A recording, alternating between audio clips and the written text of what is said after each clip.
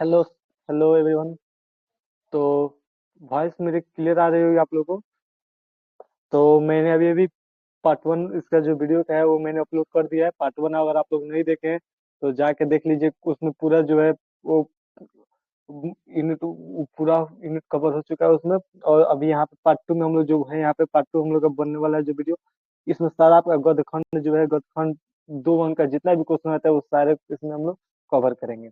तो आप जल्दी से, और पहले वाला वीडियो नहीं देखे हैं तो पार्ट वन जाके देख लीजिए। और पार्ट टू हम लोग अभी स्टार्ट करते हैं बिना टाइम को वेस्ट करते हुए। तो चलिए शुरू करते हैं।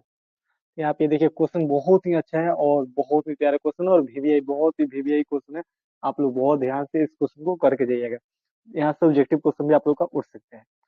चलिए, यदि हमें वाक शक्ति ना होती तो क्या होता। अब आप लोग बताइए, अगर वाक शक्ति मतलब हमें बोलने की कला ना होता तो हम लोग क्या करते। और बोलने की कला ना होता तो हम लोग क्या करते, आप लोग खुद बताइए। बोलने की कला नहीं होती तो चलिए इस क्वेश्चन का आंसर देखते हैं। व्यक्ति लुंज पुंज गुंगा बनकर रह जाता। लुंज पुंज एकदम याद कर लीजिएगा। एल जी, एल जी बनकर रह जाता, लुंज पुंज। ठीक है, लुंज पुंज। एल से लुंज पुंज, जिससे गूंगा, लुंज पुंज बनकर रह जाता। वो अपना सुख दुख दूसरों को नहीं बता पाता। सही बात है। अगर हम लोग को मान लो बात करने की कला ही नहीं रहती तो हम अपना सुख दुख तो सब बात है ना, आप अपने प्रेमी प्रेमिका का हालचाल कैसे लेते। चलिए आगे चलते हैं। मनुष्य का इतना विकास नहीं हो पाता। बिल्कुल जरा सी सही बात है एकदम। बिल्कुल हमारे पास बोलने की कला नहीं होती तो हम कुछ कर भी नहीं सकते ना, इसलिए यहाँ तक नहीं हो पाता। और ना ही हम पढ़ा पाते और ना ही आप पढ़ पाते। चलिए, कोई किसी की सहायता नहीं कर पाता। बिल्कुल सही जवाब। कोई कैसे सहायता कर पाएगा जब कोई बोल ही नहीं सकता तो। चलिए नेक्स्ट क्वेश्चन आपका वीवीआई, ये भी बहुत वीवीआई क्वेश्चन है। आपको कल एग्जाम में इस दोनों क्वेश्चन से एक क्वेश्चन तो देखने को पक्का मिलेगा। चलिए, और वाक्य शक्ति का महत्व क्या है।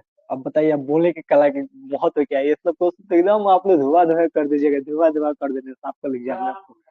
कल साफ धुआं धुआं आप लोग एग्जाम में जाने उड़ा के चले जाना। देखिए, वाक शक्ति का कारण ही व्यक्ति अपने, देखिए, मनोभाव प्रकट कर पाता है। सही बात है, वाक शक्ति के कारण ही तो व्यक्ति अपने मनोभाव प्रकट कर पाता है ना। अपना देखिए यहाँ पे, अपना सुख दुख दूसरे को सुना पाता है। आप अपने प्रेमी प्रेमिकाओं का हाल चाल ले पाते हैं, एक दूसरे के सुख दुख में सहायता हो पाता है। बिल्कुल सही जवाब है। अगर मान लीजिए हम यहाँ से आपको बुलाएंगे, आप मेरे चैनल को सब्सक्राइब करिए, तो आप सब्सक्राइब कर दीजिएगा। लेकिन अगर हम बोलने का कला ही नहीं रहता, हम बोलते नहीं, आप मेरे चैनल को सब्सक्राइब करिए, तो आप सब्सक्राइब कैसे करते हैं।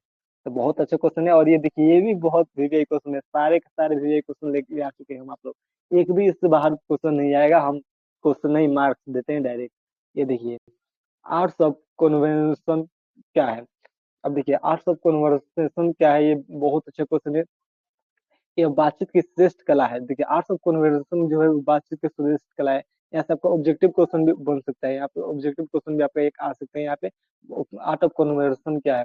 देखिए, यह बातचीत की श्रेष्ठ कला है। सहृदय की बातचीत कला को आर्ट्स ऑफ कन्वर्सेशन कहते हैं। चलिए, बहुत बड़े क्वेश्चन अब ये देखिए आ चुके हैं हम लोग।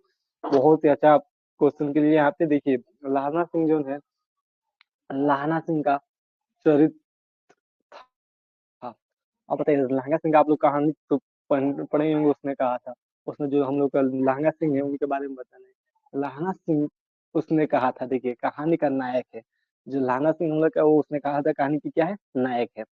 वो प्रेम की मर्यादा कायम रखने के लिए शहीद हो जाते हैं। बताइए यहाँ पे कितना, मतलब कितना अच्छा बंदा था जो अपने प्रेमिका की बात को मानने के लिए, प्रेम को मर्यादा कायम रखने के लिए शहीद हो जाता है। और राइफल नंबर 77 के सिख जमींदार के रूप में सेना में काम करता था। यहाँ पे आपका एक क्वेश्चन भी, यही क्वेश्चन यहाँ पर सामने ही दिख रहा है। यहाँ पर ऑब्जेक्टिव में बहुत तगड़ा ये क्वेश्चन पूछता है, लांगा सिंह सिख राइफल में कौन से पद पे था। तो यहाँ पे देखा जाएगा, राइफल नंबर 77 के सिख जमींदार के रूप में सेना में काम करता था। वो धीर, यहाँ पे देखिए, धीर वीर निर्भीक और विलक्षण बुद्धि का युवक था। बचपन में अल्हड़ बालक के रूप में दिखाई पड़ा, परंतु 25 वर्ष वीर सैनिक बन जाता है। बहुत बढ़िया। जब उसका ब्रेकअप होता है, लोग कहते हैं ना यहाँ पे, हमारे बिहार में भी अगर किसी का ब्रेकअप हो जाए तो यहाँ पे सीधे आईएएस बनता है। तो वही बात है। आप लोग का भी यहाँ पे एकदम अच्छा से पढ़ाई कीजिए, और कोई दिल तोड़ दिए तो कोई बात नहीं, बोर्ड में जाकर टॉप कीजिए, और आप भी वीर सैनिक बन जाइए।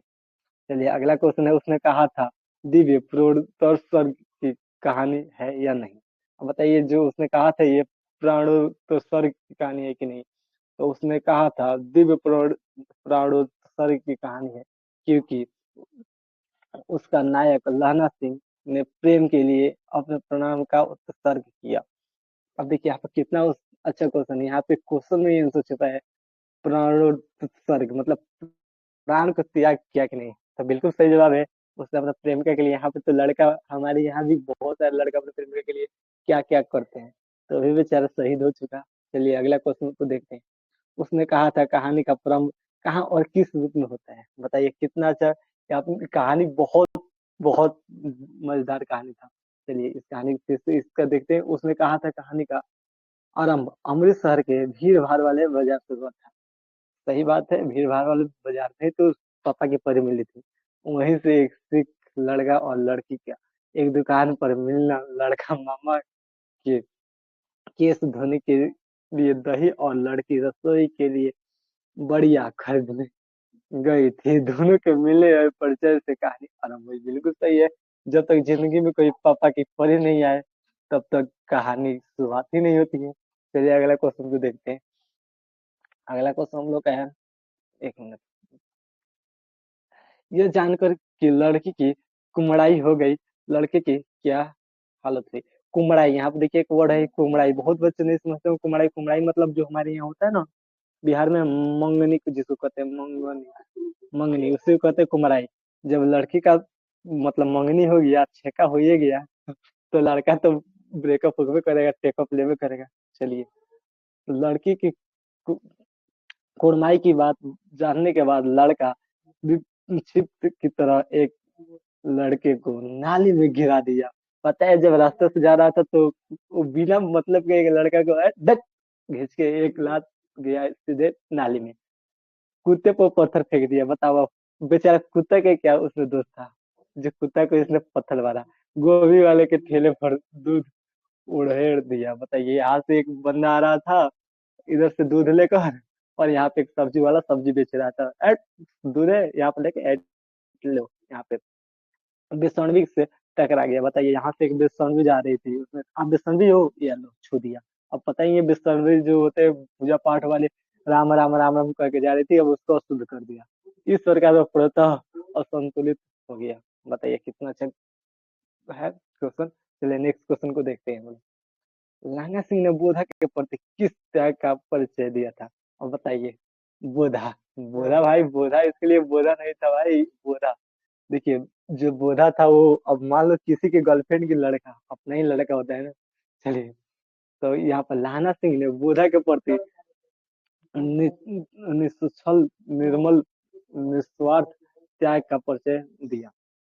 सूबेदार ने, सूबेदार ने तो आप लोग पता ही होगा कौन है, ये लाना सिंह का लवर, एक्स गर्लफ्रेंड।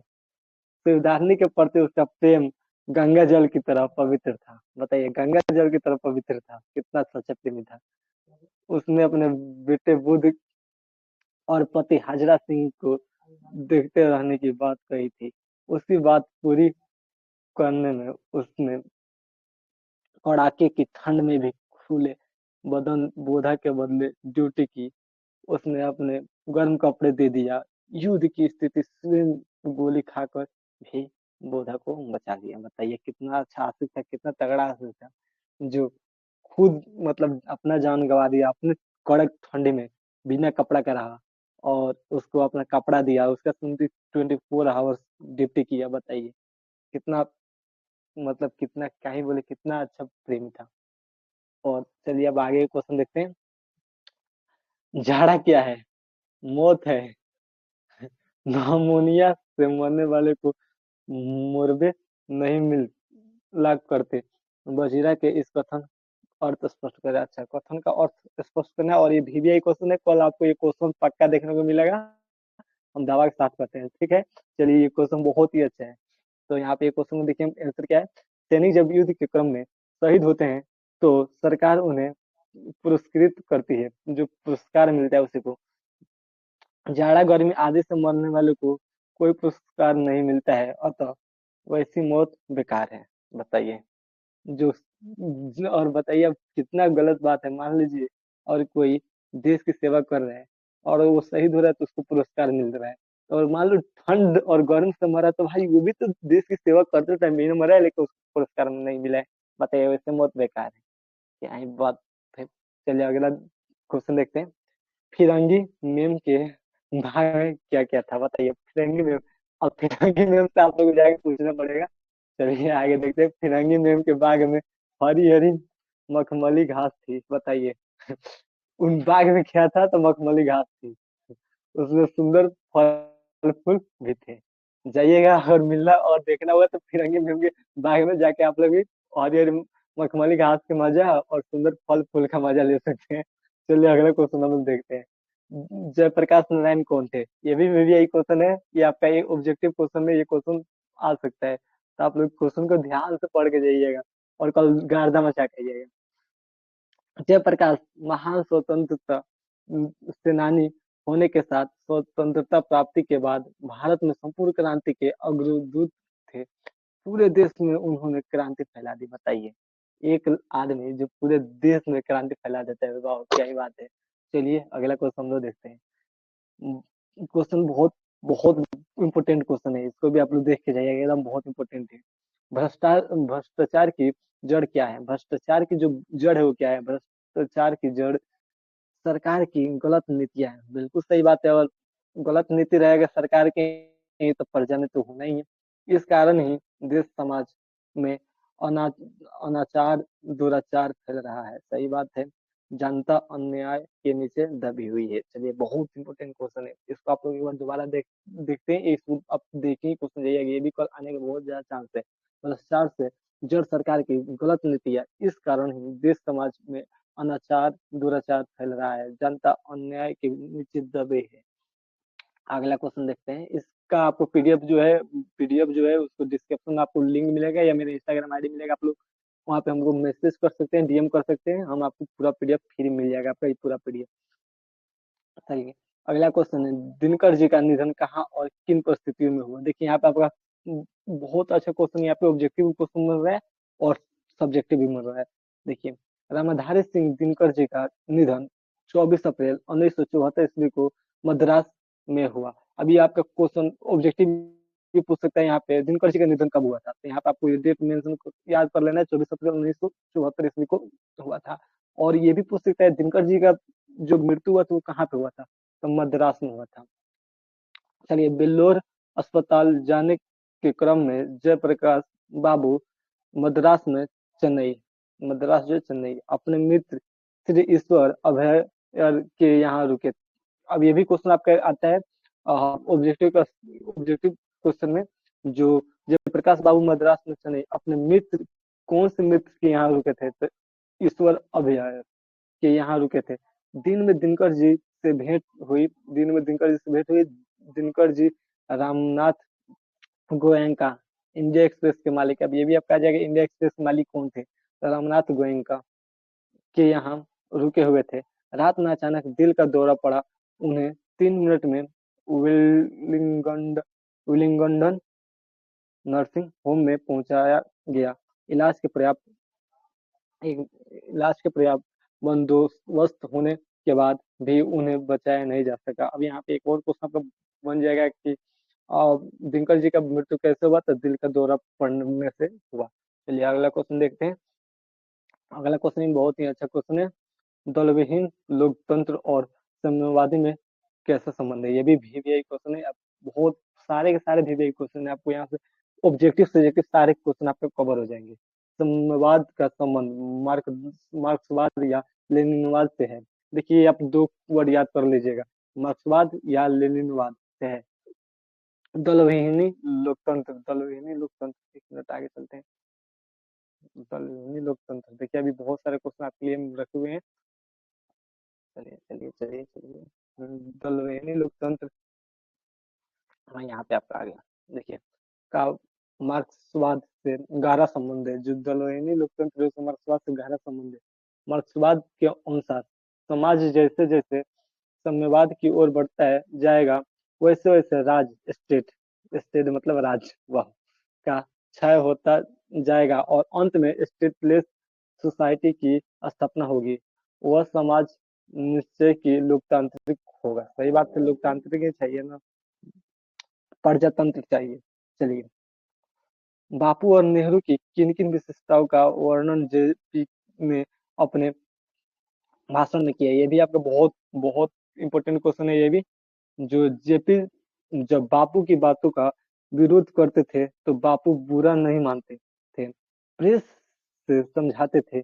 नेहरू का भी यही स्वभाव था, वे बड़े भाई की तरह प्रेम देते थे। बताइए, जहाँ पे ये विरोध भी करता था और वो दोनों इसको बुरा भी नहीं मानते थे, जबकि प्रेस से समझाते थे प्रेम से।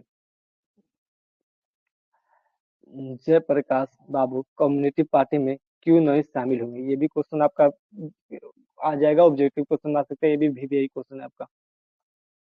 चलिए, उन्हें लगा कि आजादी की लड़ाई में कांग्रेस का नेतृत्व ही कारगर है, बुर्जुआ क्लास भी यदि लोकतंत्र के लिए संघर्ष करता है तो उसका साथ देना चाहिए। इस आधार पर जेपी कम्युनिस्ट पार्टी में शामिल ना हुए। चलिए, ये भी क्वेश्चन आपका हो चुका। अब अगले क्वेश्चन की ओर चलते हैं।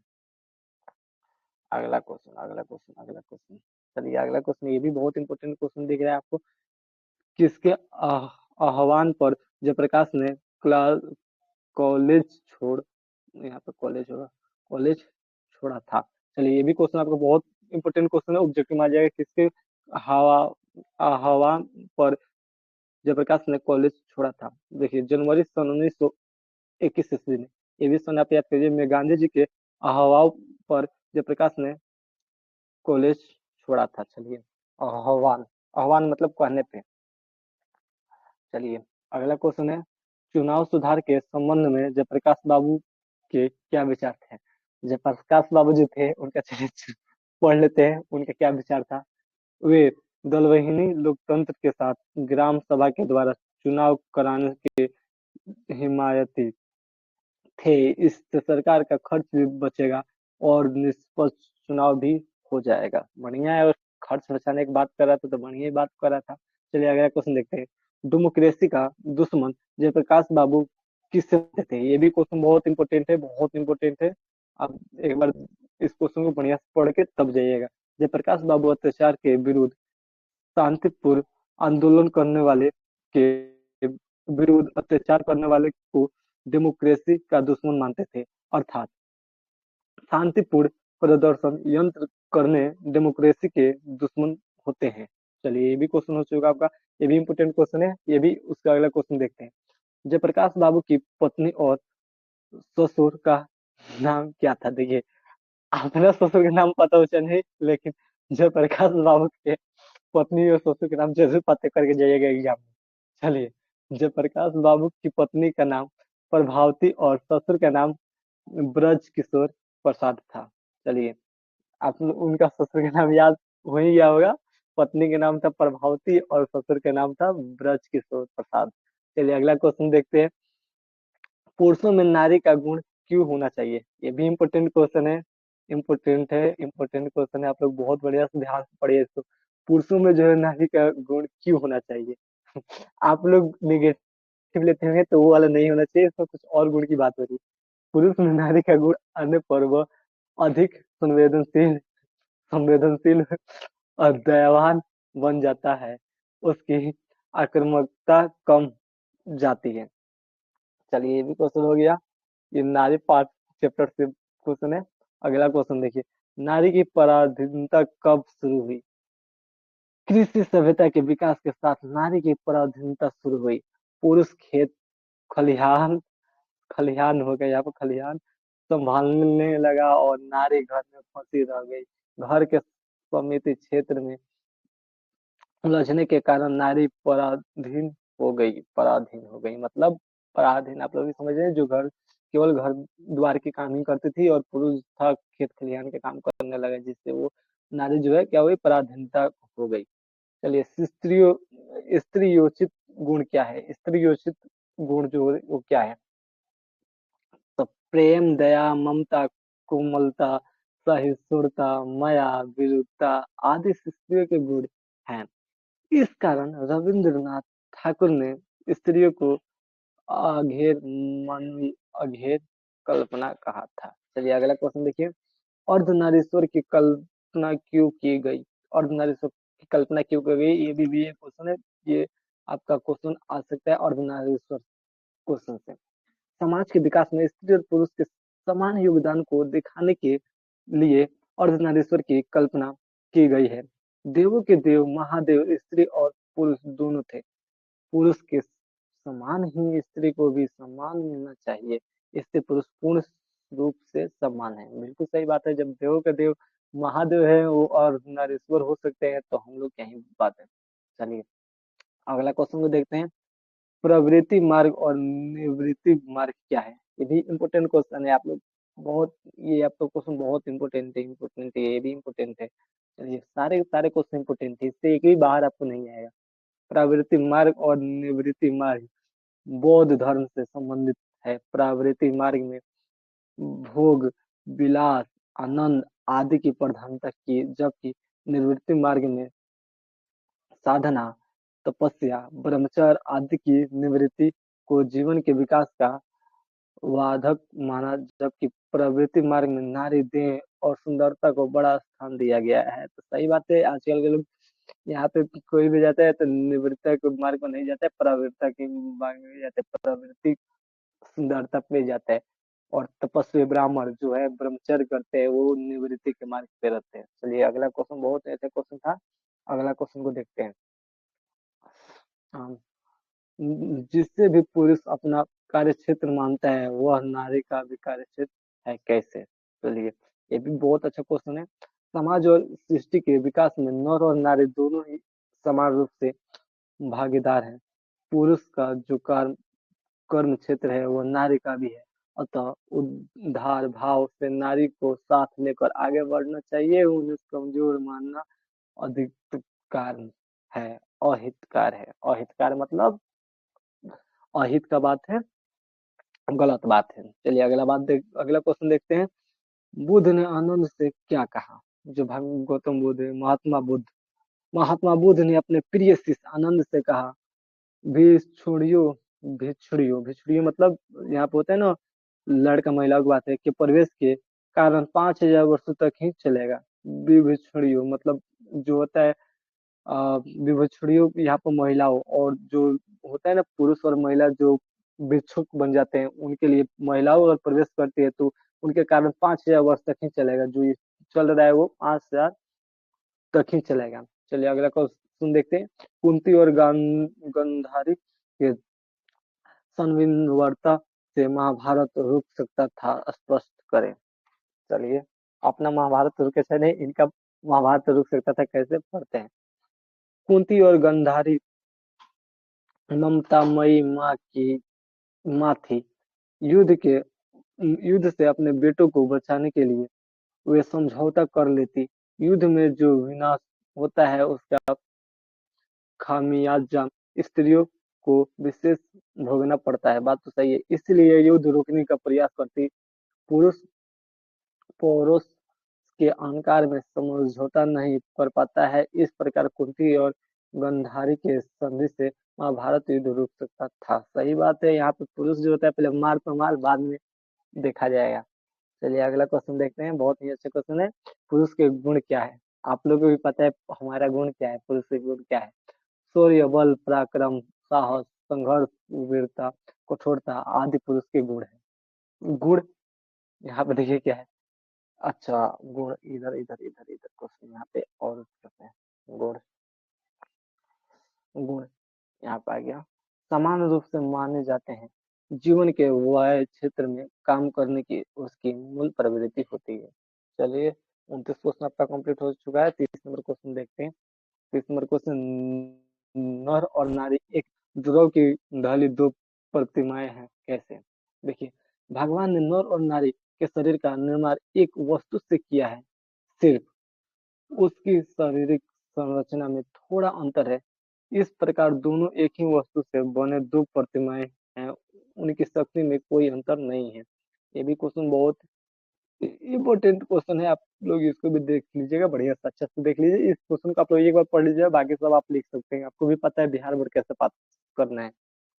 कुंती का परिचय दे, कुंती का परिचय दे दीजिए, आप कुंती से जाइए परिचय पूछ लीजिए। कुंती पांडवों की माँ थी, पांडवों की माँ थी, जो पांडव थे ना उनकी पढ़ाओ, पाड़ो पाड़ो थे ना, पाड़ा पढ़ा पढ़ाओ की माँ थी कुंती, पांडवों की माँ थी।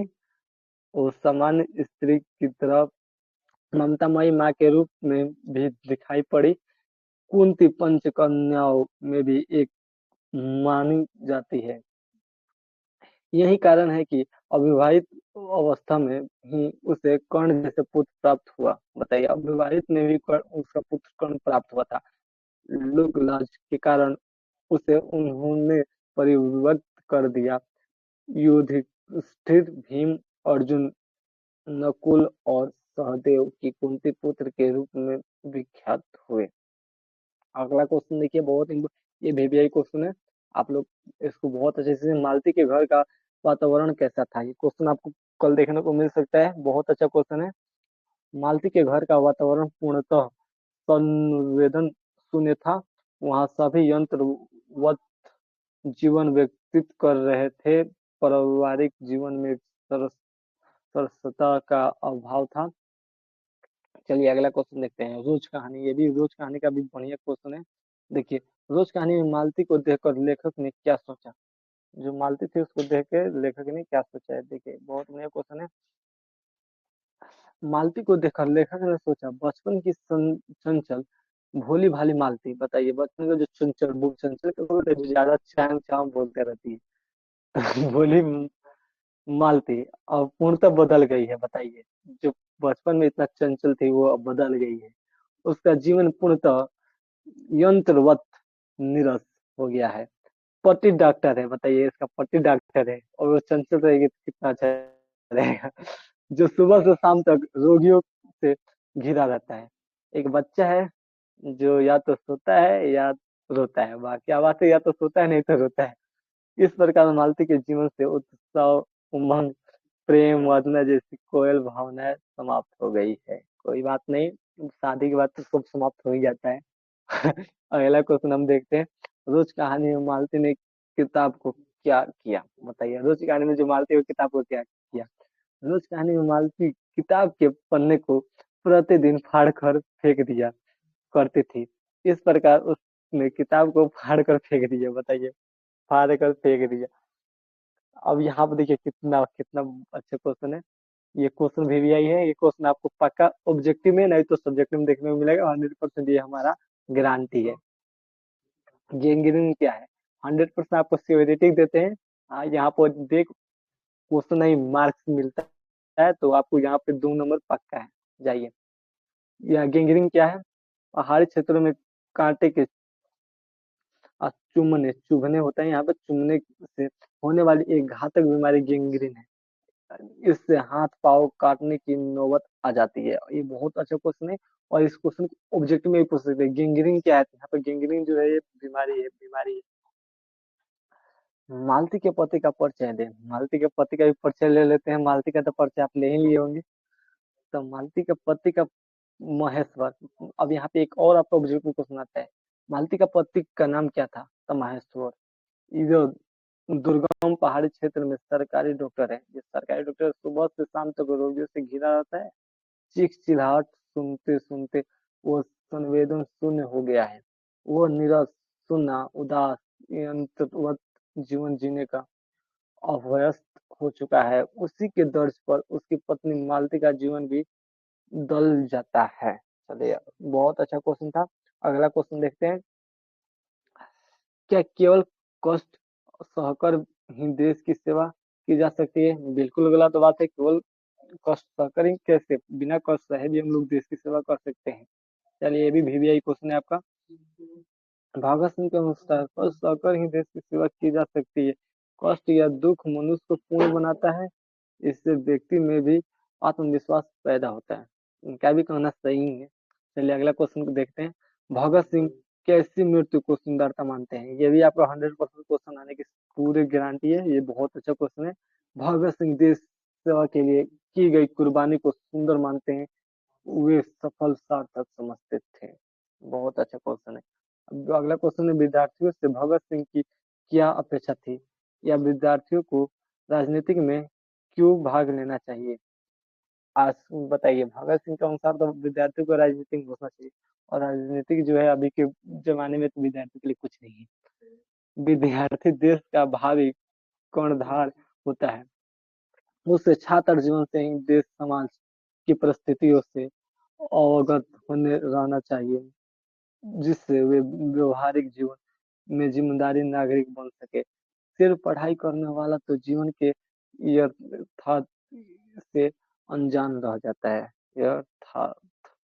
चलिए अगला क्वेश्चन देखते हैं। भगत सिंह किस प्रकार के देशभक्त की आवश्यकता महसूस करते थे। ये भी बहुत वीवीआई क्वेश्चन है, आपका ऑब्जेक्टिव में आ सकता है। भगत सिंह देश के लिए तन मन धन नौछावर, नौछावर मतलब जो सब चीज अपना छावर कर दे, बिछावर कर दे, उससे नौछावर करते हैं।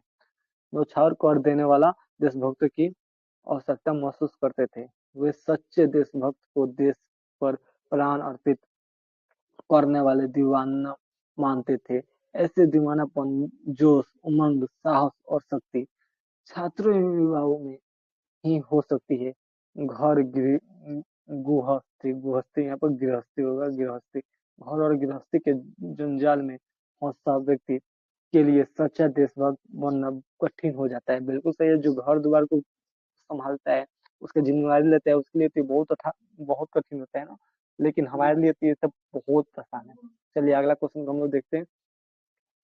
भगत सिंह ने अपनी फांसी के लिए किस समय की इच्छा व्यक्त की। ये भी बहुत यही क्वेश्चन है।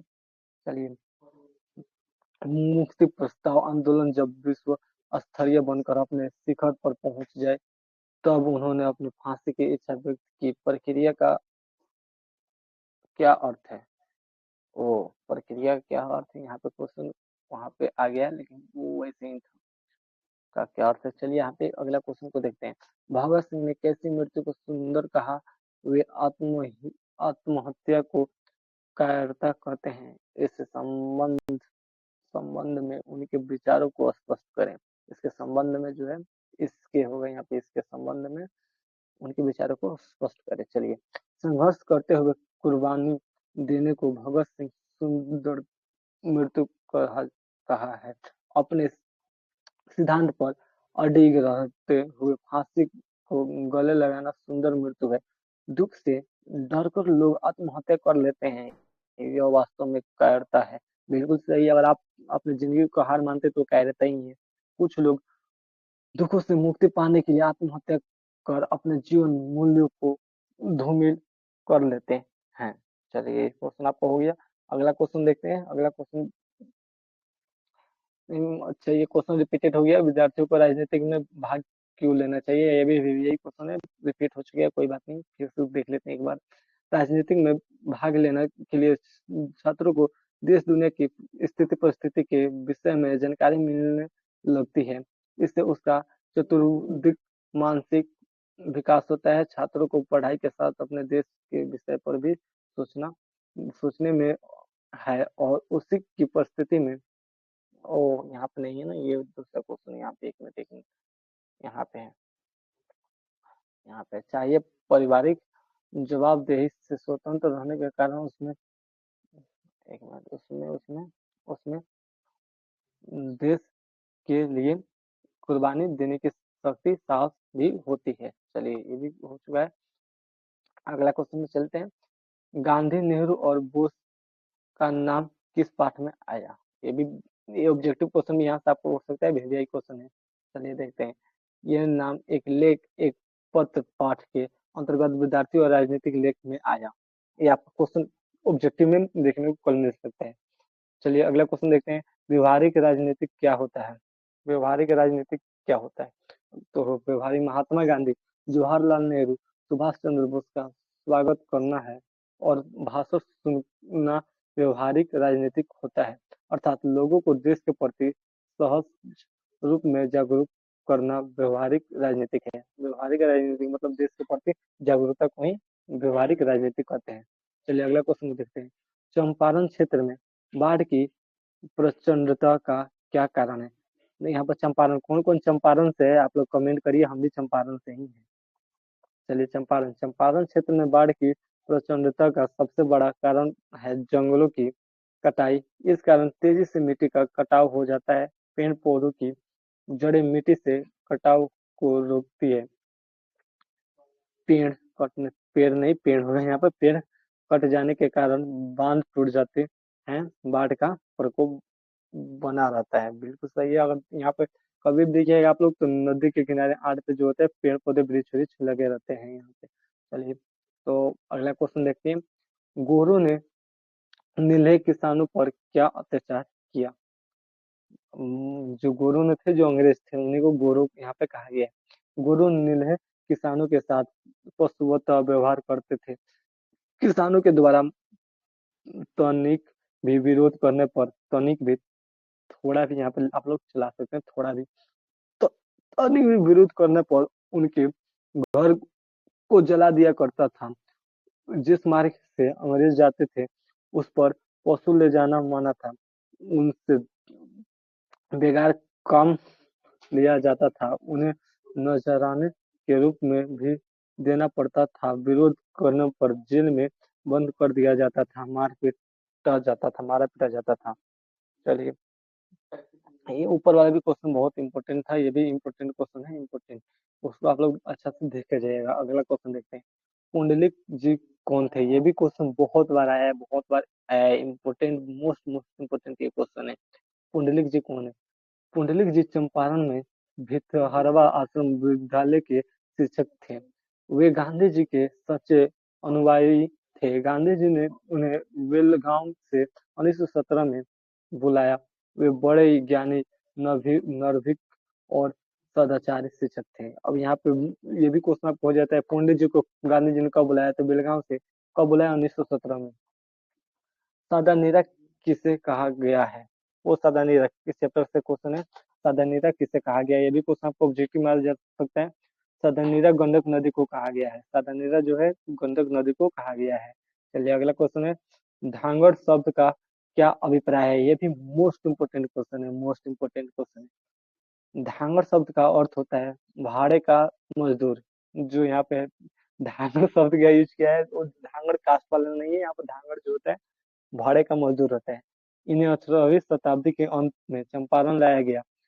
इन्हें छोटा नागरपुर, नागपुर यहाँ पर होगा, छोटा नागपुर, छोटा नागपुर के आदिवासी क्षेत्र से लाया गया था। ये ओराव, मुंडा, लोहार आदि आदिवासी जाति से मेल खाते हैं। ये चंपारण में नील की खेती में सहयोग करते थे। उन्हें गुलामों का जीवन जीवन यहाँ पे जीवन जीना पड़ता था। ये अपनी जाति के लोग के साथ ओराव भाषा में बात करते थे, जबकि दूसरे लोगों के साथ भोजपुरिया, मधेसी में मोघेरी हो गया, यहाँ पे मोगेसी, मधेसी में करते थे। चलिए, ये भी बहुत इंपॉर्टेंट क्वेश्चन है, बहुत इंपॉर्टेंट क्वेश्चन है। अगला क्वेश्चन को देखते हैं। बिस्नी मानव को लड़ाई में क्यों भेजती है? बिस्नी जो थी वो मानव को लड़ाई में क्यों भेजती है? बिस्नी अपनी बेटी की शादी के लिए, धनोपार्जन के लिए अपने बेटे मानव को लड़ाई में भेजती है। धन के लिए, जो उसकी बेटी थी उसकी शादी करने के लिए धन लेना था, धन मतलब इकट्ठा करना था, उसके लिए अपने बेटे मानव को लड़ाई में भेजती है। बिस्नी कौन है? ये भी क्वेश्चन बहुत इंपॉर्टेंट क्वेश्चन है। बिस्नी कौन है? इंपॉर्टेंट क्वेश्चन है, इंपॉर्टेंट। बिस्नी जो है सिपाही मानव की माँ है। बिस्नी जो है सिपाही की माँ है। वो ममता की प्रतिमूर्ति है। प्रतिमूर्ति मतलब यही होता है जो ममता से भरपूर हो, उसे प्रतिमूर्ति। उसे अपने क्रूर पुत्र में भी सरलता नजर आती है। वो अपने पुत्र के समान हो, सबों को मानती है। वो अपनी बेटी की विस्निक ममतामयी माँ है। चलिए, अगला क्वेश्चन देखते हैं। मानव और सिपाही एक दूसरे को क्यों मारना चाहते थे? मानव और सिपाही दोनों ही युद्ध में गोली चलाते चलाते बर्बर हो चुके थे। मानव जानता था यदि वह सिपाही को नहीं मारेगा तो सिपाही ही उसे मार देगा। इसी तरह सिपाही भी समझता था। इस कारण दोनों एक दूसरे को मार देना चाहते थे। इस प्रकार अपनी सुरक्षा के लिए दोनों एक दूसरे को मार देना चाहते थे। चलिए, ये भी क्वेश्चन आपका हो चुका है। अगला क्वेश्चन की ओर चलते हैं। अगला क्वेश्चन है, प्रगीत क्या है? प्रगीत क्या है? ये भी बहुत इंपॉर्टेंट क्वेश्चन है। आत्मा परक एवं व्यक्तित्व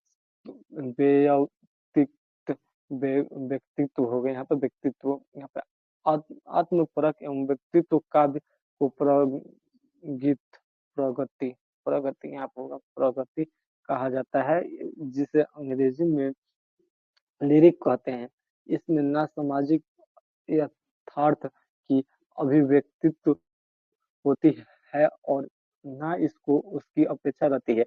यह तो नितांत व्यक्तित्व और आत्मपरक अनुभूतियों की अभिव्यक्ति है।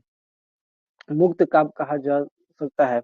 प्रसाद, निराला, मुक्तिबोध आदि की अधिकांश कविताएं प्रगीत है। यह देखन में छोटन लगे, घाव करे गंभीर जैसा होता है। संक्षिप्त भाव प्रवणता, पद ललित्य, नाटकीयता आदि भरे होते हैं। चलिए, ये भी क्वेश्चन आपका हो चुका। अगला क्वेश्चन देखिए, बहुत ही अच्छा क्वेश्चन है यहाँ पे। कला कला के लिए सिद्धांत क्या है? ये भी मोस्ट इम्पोर्टेंट क्वेश्चन है। मोस्ट इम्पोर्टेंट, इसका भी आने का 90% कह सकते हैं क्वेश्चन आने का चांस है। विश्व स्तर पर साहित्य के क्षेत्र में कला कला के लिए एवं कला जीवन के लिए सिद्धांत का चलन है। इसमें कला को सिर्फ मनोरंजनात्मक रूप में प्रस्तुत किया जाता है। इसमें शास्त्रीय बातों पर अधिक ध्यान दिया जाता है, जैसे रीतिकालीन काव्य इसका उदाहरण माना जाता है। चलिए, क्वेश्चन बहुत अच्छा है। अगला क्वेश्चन, ये भी क्वेश्चन बहुत अच्छा है, बहुत इंपॉर्टेंट क्वेश्चन है, बहुत इंपॉर्टेंट क्वेश्चन ये भी है। हेडमास्टर कली राम ने ओम प्रकाश को क्या आदेश दिया था? जो हेडमास्टर जी थे, वो ओम प्रकाश जी को क्या आदेश दिए थे? चलिए देखते हैं। हेडमास्टर कलीराम ने ओम प्रकाश को शीशम के पेड़ के टहनी तोड़कर लाने और उससे झाड़ू बनाकर स्कूल के कमरे बरामदे खूब बढ़िया से साफ करने का आदेश दिया। साथ ही सामने के मैदान को भी साफ करने को कहा। अब यहाँ पर अगला क्वेश्चन देखिए, ये भी वीवीआई क्वेश्चन है। यहाँ पे आपका ऑब्जेक्टिव बन सकता है, क्या जूठन शीर्षक सार्थक है? सार्थक, चलिए इस क्वेश्चन को देखते हैं। हाँ, यहाँ पे है, कहा गया हाँ जूठन शीर्षक पूर्णतः सार्थक है और सटीक है। यह शीर्षक रचना के मूल, हाँ, अगला क्वेश्चन देखते हैं। मूल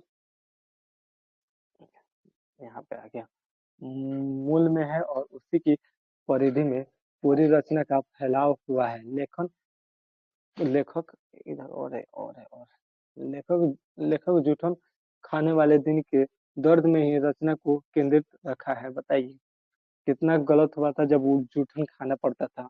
वो दिन था और आज का दिन देखिए। लेखक के अनुसार सुरक्षा कहाँ है? ये भी इम्पोर्टेंट क्वेश्चन है, बहुत इम्पोर्टेंट क्वेश्चन है। लेखक डायरी सिर्फ नाम के लिए नहीं लिखता है, बल्कि उससे वो अपने कर्म की साक्षी बनाना चाहता है। इसी में वो अपनी सुरक्षा देखता है। वास्तव में लेखक के लिए डायरी आत्मनिर्माण का प्रमाणित अंतरंग साक्ष्य है। उसकी डायरी है उसकी डायरी में शब्द विलास के बदले आत्म संघर्ष है। यही उसकी सुरक्षा है। चलिए, यही उसकी सुरक्षा है। अगला क्वेश्चन देखते हैं। ये भी क्वेश्चन आपका बहुत इंपॉर्टेंट है, वीवीआई क्वेश्चन है आपका, बहुत वीवीआई क्वेश्चन है। तिरछ किसका प्रतीक है? जो तिरछ है वो किसका प्रतीक है? संवेदनशील अमानवीय शहरी संस्कृति का प्रतीक तिरछ है। हमारे जीवन में निराधार मान्यताओं की भी महत्वपूर्ण भूमिका होती है। मरे हुए सांप आदि कुछ कीड़े मकोड़े चांदनी के ओस में पुनः जीवित हो उठते हैं। वे बड़े विषैलित होते हैं, वे हमेशा प्रतिशोध लेने की ताकत में रहते हैं। इस प्रकार निरंकुश, क्रूर, नगरीय जीवन दृष्टि का प्रतीक तिरछ है। अगला क्वेश्चन देखिए, शिक्षा का अर्थ और कार्य क्या है? शिक्षा का अर्थ और कार्य क्या है, इसको तो आपको देखने की जरूरत नहीं है, आप लोग इस क्वेश्चन को तो खुद से बना सकते हैं। शिक्षा आत्मा का संस्कार और प्रकाश होता है। मनुष्य को पूरी तरह भरहीन स्वतंत्रता और आत्मनिर्भर करना ही शिक्षा का प्रमुख कार्य है।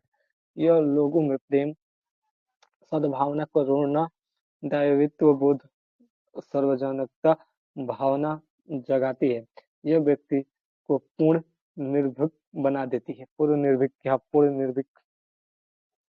चलिए अगला क्वेश्चन देखते हैं। जीवन क्या है? इसका परिचय लेखक ने किस रूप में दिया है? ये भी क्वेश्चन बहुत इंपॉर्टेंट क्वेश्चन है। प्रकृति के फूल, फल, पेड़ पौधे, पशु पक्षी, घाटी, आसमान आदि में हमारा जीवन है। यह समुदायों या जातियों का पारस्परिक सतत संघर्ष है। इसे समझना बड़ा गुड है।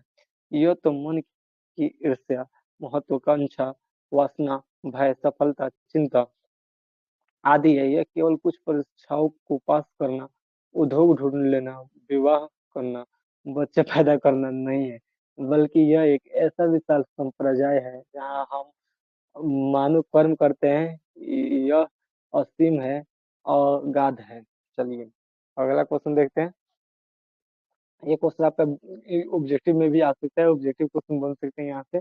जिसमें पास के लेखक का नाम क्या है और उसकी विधा क्या है? जूठन पाठ के लेखक का नाम ओम प्रकाश वाल्मीकि है। यह गद्य की कथा विद्या है। यहाँ पर गद्य, ये भी क्वेश्चन आपका आ जाएगा यहाँ से, कौन सी विद्या है। अगला क्वेश्चन देखते हैं। फिरंगी मेम के बाग में क्या क्या था? ये तो क्वेश्चन ऊपर था, ये भी इम्पोर्टेंट क्वेश्चन है, ऑब्जेक्टिव मार सकता है। फिरंगी मेम के बाग में मखमल की सी हरी घास थी और यहाँ पे एक और था, फल फूल थे। भगत सिंह कौन थे? ये भी क्वेश्चन रिपीट हो गया है, लेकिन कोई बात नहीं, फिर से एक बार देखते हैं। भगत सिंह भारत के महान स्वतंत्रता सेनानी थे, जिन्होंने अंग्रेजों के विरुद्ध केंद्रीय असेंबली में बम फेंका और उसी के आरोप में उन्हें फांसी की सजा दी गई। इस प्रकार भगत सिंह आजादी के लिए शहीद स्वतंत्रता सेनानी थे। चलिए यहाँ पे एक और क्वेश्चन आता है, जो कि यहाँ पे भगत सिंह कौन थे? तो शहीद स्वतंत्रता सेनानी थे। और भगत सिंह ने कहाँ बम फेंका? तो केंद्रीय असेंबली में बम फेंका। ये भी क्वेश्चन आपका भेजिए यहाँ पे ऑब्जेक्टिव क्वेश्चन। यहाँ से एक क्वेश्चन तो ऑब्जेक्टिव पक्का है, यहाँ से एक क्वेश्चन आपका ऑब्जेक्टिव 1 नंबर का आएगा। चलिए अगला क्वेश्चन देखते हैं। चोर और मन किसे कहते हैं? चोर और मन ताल को कहते हैं। ताल।